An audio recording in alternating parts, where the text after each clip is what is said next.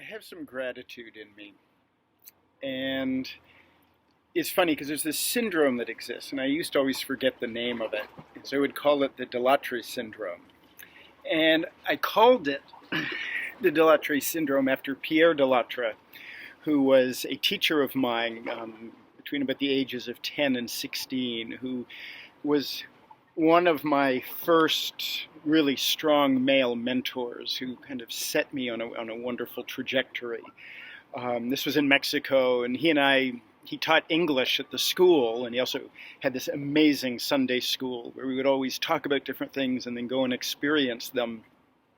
But he and I, sometimes we would get on the third-class buses in Mexico with the chickens and the pigs under the seats, and we would go out into the middle of nowhere and ask the bus driver to stop, and then he and I would just go hiking up into the mountains to see what was there up into the desert. And he gave me this appreciation of wanting to live in the face of beauty. And this Delattre syndrome, or for those of you who are persnickety about language, it's actually called Stendhal's syndrome, is this syndrome where people, they get faint, they get heart palpitations, they pass out, some of them actually die in the face of extreme beauty. There is a syndrome where people have symptoms by being face to face with beauty. And there's cases of this reported at the Vatican, at the Louvre, at the Grand Canyon, where it's just overwhelming the amount of beauty that you're faced with, that these symptoms appear or more. So one can have ideals in life. I will never write like Shakespeare.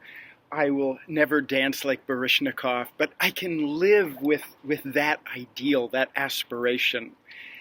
And I live my life day to day with the aspiration of coming up with the symptoms of the Delattre syndrome. And who knows, maybe even one day to have that be my final goodbye to life. So from Barcelona, Spain, I'm Martin Keogh. Thank you for joining me. I hope to see you on a dance floor or in a city somewhere in the world. Much love. Bye-bye.